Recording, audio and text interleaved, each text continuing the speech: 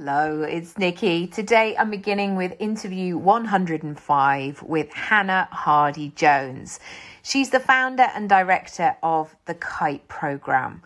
And this is a real example of creating something that you know that you needed yourself.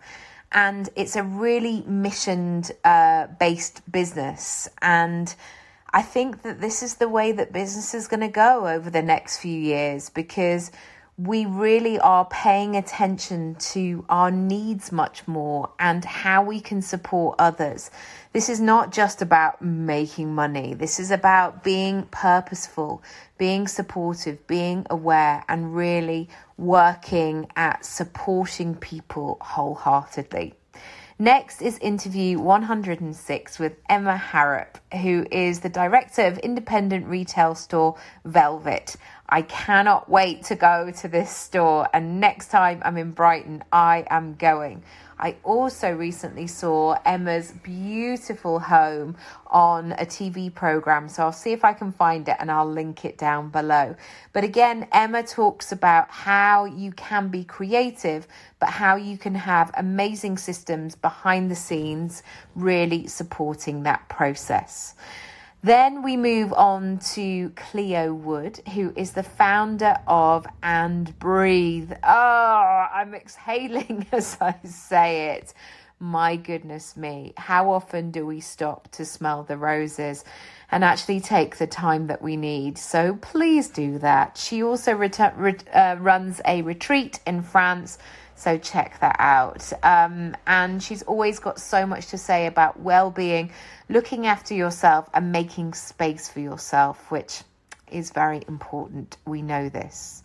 Then we have interview 108 with Lucy Werner, who is the founder of The Wern. Lucy has relocated to France recently, and I've loved watching that journey. And do you know what? I'm really here for that. I'm looking at how business looks and feels differently and how we can really do it on our own terms, especially when life circumstances show you a different way or present to you or reveal a different way. It's a really great one.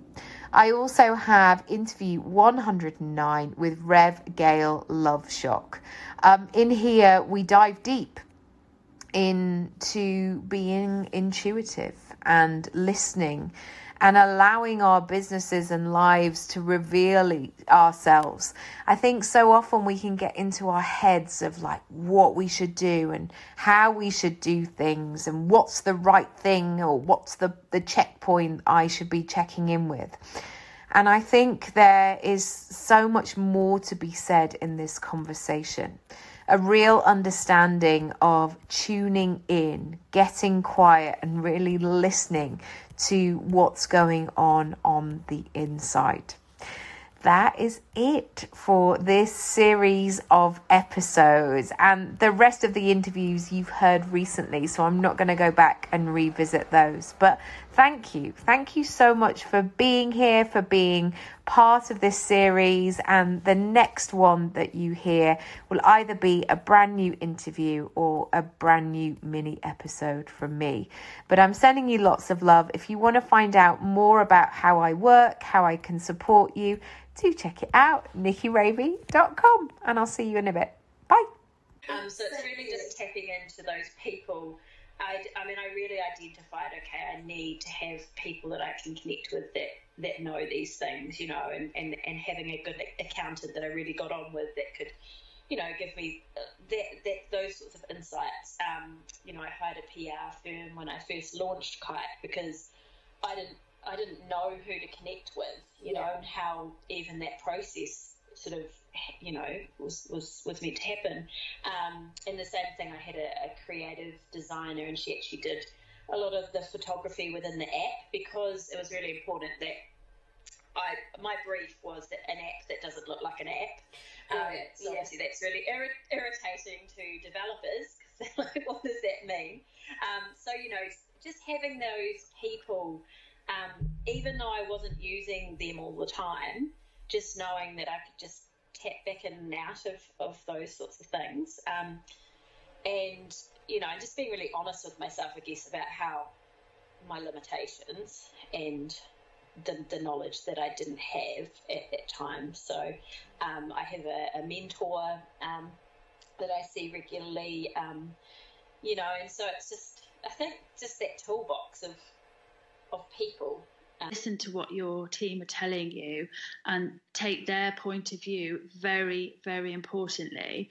I am super organised. I would say that's been a great skill to have, because in, you know, leading a team, it's good to be really organised. It's really important to be able to pick on people's strengths. Just tell me about what organised looks like to you, because I think sometimes people go, I bought the stationery, so that means I'm organised, but actually that's the first step. So what kind of things would you share on practically that people should do?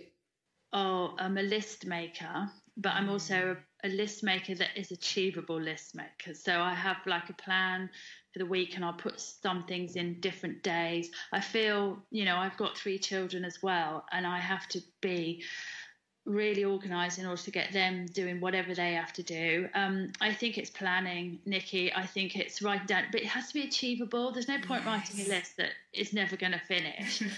Delegation. So I write a list, and then I think, well, this person can help me with this, and this, you know, the manager can do this, the social media person can do this. They all really, really work together as a team. There's no denying that my stress levels are pretty high. It's something that I'm working on pretty like solidly at the moment, because it's kind of got to the point where, you know, something's got to give, and I really don't want that thing to be my own health and mental health. So I'm taking it a lot more seriously now than I was. I think I personally really struggle with societal expectations and cultural frameworks that means I think I need to succeed in all areas, as I think a lot of women do. But it's kind of trying to take a step outside of myself and think, okay, well, if you were my friend, what would I be telling you? I really struggle with my levels of self-compassion. I don't have very much of it, and so that's also something that I'm working on. Been a bit poorly this year, but when my baby was born and it was all a bit tough, it was everybody on Instagram that suddenly came forward. I had letters and cards and gifts and all kinds of stuff being done for me, that because I didn't have that kind of team in an office to do a whip round, the freelance startup Instagram community all came together for me. And that was amazing. But also there are, you know, the flip side of that, I do get jealous of other people. I do worry that I'm not making as much money. I find it really difficult at the moment. There's lots of this, let's all talk about money, sharing how much money I earn. And I find that actually really uninspiring when I can't earn any money because I'm on maternity leave, and I physically and mentally am not in a position to do that. So I just mute them. Yes.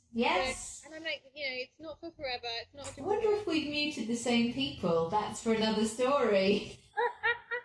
Probably, but I, you know, even and it's not even just people like we might know in our mutual circles. It was I did a free like webinar with a big American coach. I'm like, my first ever course, I made $30,000, and in my last course, I made $1 million. And I just thought, oh, right, please insert here, because I just thought this isn't actually inspiring for me.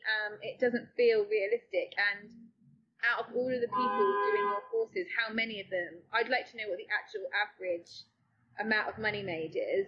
You know, and so I'm really interested again in how we bring these blessings and ceremonies and ritual into something that becomes hugely rich and hugely supportive for us, regardless of where we are in our contrast. Yeah, and we see when things are.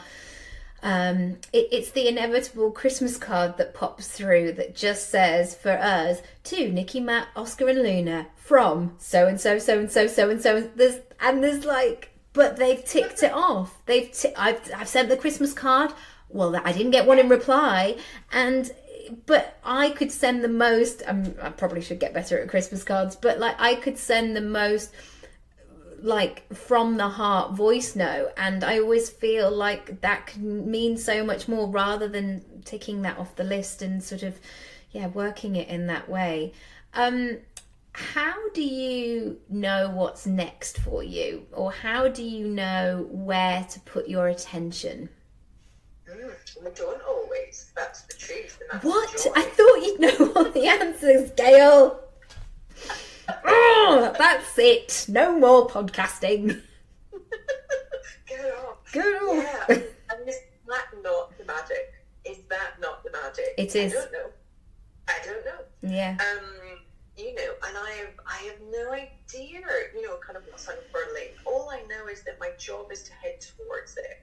Because again, it will never be complete. It's not like I'm going to go like, and here's my masterpiece. Yeah, my 5-year plan in an Excel spreadsheet. Yeah, or it's not like I'm going to be like, oh yeah, so I painted this painting. Yeah. And now I'm a 7-figure business owner, guys. And it was just an overnight success. Here we go.